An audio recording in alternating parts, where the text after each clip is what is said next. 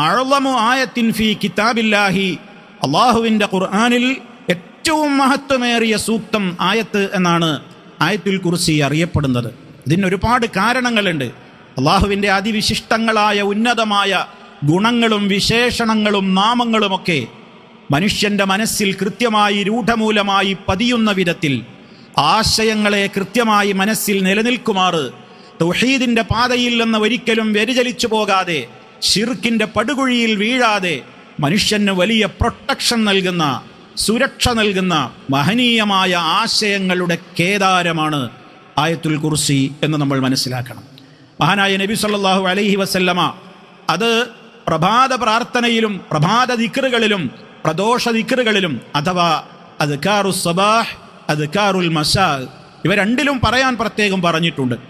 ഇവിടുന്ന് പറഞ്ഞു, ആരെങ്കിലും പ്രദോഷത്തിൽ വൈകുന്നേര സമയത്ത് ആയത്തുൽ കുർസി ആ അദ്കാറുൽ മസാഇൻ്റെ ആ ഘട്ടത്തിൽ പാരായണം ചെയ്യുകയാണെങ്കിൽ പിശാച്ചിൽ നിന്ന് പ്രഭാതം വരെ അവന് അതൊരു സംരക്ഷണമായിരിക്കും, കാവൽ നൽകപ്പെടുമെന്നാണ് നബി സല്ലല്ലാഹു അലൈഹി വസല്ലമ പറഞ്ഞത്.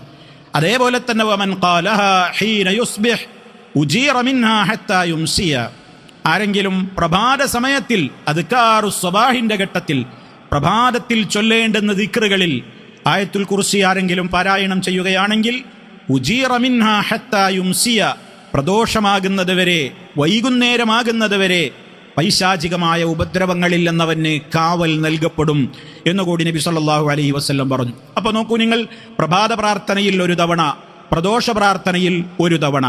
ഇനി അതേപോലെ തന്നെ എല്ലാ ഫർള് നമസ്കാരത്തിൻ്റെ ശേഷവും നമുക്കത് സുന്നത്താണ് എന്ന് നമ്മൾ മനസ്സിലാക്കിയവരാണ്. മൻ ഖറഅ ആയത്തുൽ കുർസി ദുബുറ കുല്ലി സ്വലാത്തിൻ മക്തൂബത്തിൻ ലം യംനഉഹു മിൻ ദുഖൂലിൽ ജന്നത്തി ഇല്ലൽ മൗത്ത്. വളരെ കൃത്യമായി അള്ളാഹുവിൻ്റെ റസൂലിൽ നിന്നുള്ള റിപ്പോർട്ടിൽ കാണാം, ആരെങ്കിലും എല്ലാ ഫർള് നമസ്കാരങ്ങളുടെയും പിറകെ ശേഷം ആയത്തുൽ കുർസി പാരായണം ചെയ്യുകയാണെങ്കിൽ സ്വർഗപ്രവേശനത്തിന് അവൻ്റെ മുമ്പിൽ തടസ്സമായി മരണമല്ലാതെ മറ്റൊന്നുമില്ല എന്നുകൂടി മഹാനായ നബി സല്ലല്ലാഹു അലൈഹി വസല്ലമയിൽ നിന്നുള്ള റിപ്പോർട്ടിൽ വന്നിട്ടുണ്ട്. അതേപോലെ തന്നെ ഉറങ്ങുന്നതിൻ്റെ മുമ്പ് നമ്മൾ ആയത്തുൽ കുർസി പാരായണം ചെയ്യേണ്ടതുണ്ട്. ഇദാ അവൈത ഇലാ ഫിറാശിക ഫഖറ ആയത്തുൽ കുർസി, നീ ആയത്തുൽ കുർസി പാരായണം ചെയ്യണം നീ നിന്റെ വിരിപ്പിലേക്ക് ചെന്നാൽ. മിൻ അവ്വലിഹാ ഹത്താ തഖ്തിമൽ ആയ, അല്ലാഹു ലാ ഇലാഹ ഇല്ലാ ഹുവൽ ഹയ്യുൽ ഖയ്യൂം എന്ന് തുടങ്ങി വലാ യഊദുഹു ഹിഫ്ളുഹുമാ വഹുവൽ അലിയുൽ അളീം, അങ്ങനെ അതിൻ്റെ അവസാനം വരെ നീ പാരായണം ചെയ്താൽ, അങ്ങനെ നീ പാരായണം ചെയ്യുക എന്ന് പ്രവാചകൻ സല്ലല്ലാഹു അലൈഹി വസല്ലമിൻ്റെ നിർദ്ദേശമാണ്.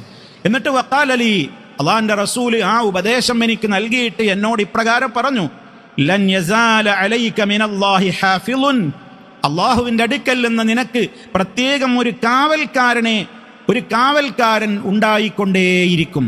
നിനക്ക് റബ്ബിങ്കൽ എന്നുള്ള പ്രത്യേകമായ ഹിഫ്ള് ഉണ്ടാകും. വലാ യഖറബക ശൈത്വാനുൻ ഹത്താ തുസ്ബിഹ, പ്രഭാതമാകുന്നത് വരെ പിശാച്ച് നിന്നെ സമീപിക്കുക പോലുമില്ല എന്നുകൂടി നബി സല്ലല്ലാഹു അലൈഹി വസല്ലമ ചേർത്തു പറഞ്ഞു.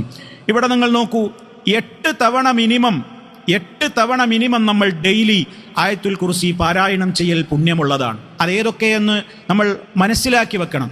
ഒന്ന്, പ്രഭാത പ്രാർത്ഥനയിൽ ഒരു തവണ, പ്രദോഷ പ്രാർത്ഥനയിൽ ഒരു തവണ, അപ്പം 2ആയി.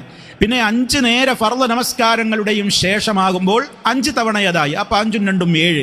പിന്നെ ഉറങ്ങാൻ കിടക്കുന്ന വേളയിൽ ആയത്തുൽ കുർസി പാരായണം ചെയ്യുക. അങ്ങനെ 8 തവണ ദിനേന ആയത്തുൽ കുർസി മാത്രം തന്നെയും പാരായണം ചെയ്യുവാൻ നമ്മൾ നിർദ്ദേശിക്കപ്പെട്ടിട്ടുണ്ട്. അതിലെ ആശയങ്ങൾ അത്രത്തോളം ഗാംഭീര്യമുള്ളതാണ്, ഞാൻ തുടക്കത്തിൽ സൂചിപ്പിച്ചു. അതുകൊണ്ട് ഈ ആയത്തുൽ കുർസിയുടെ ആ അർത്ഥവും ആശയവും ഒക്കെ കൃത്യമായി ഗ്രഹിച്ച് അതിലെ ആശയങ്ങൾ കൃത്യമായി നമ്മുടെ മനസ്സിൽ ഉറപ്പിച്ച് തൗഹീദിൽ നിന്നൊരിക്കലും വ്യതിചലിക്കാതെ ശിർക്കിൻ്റെ ഒരു ലാഞ്ചന പോലും കണിക പോലും നമ്മുടെ വിശ്വാസത്തിൽ കടന്നു വരാതെ വളരെ ഗൗരവത്തോടുകൂടി നമ്മൾ അവയെ നിലനിർത്തുക, പ്രയോഗരംഗത്ത് നമ്മൾ നടപ്പിൽ വരുത്തുക, പരിശീലിക്കുക.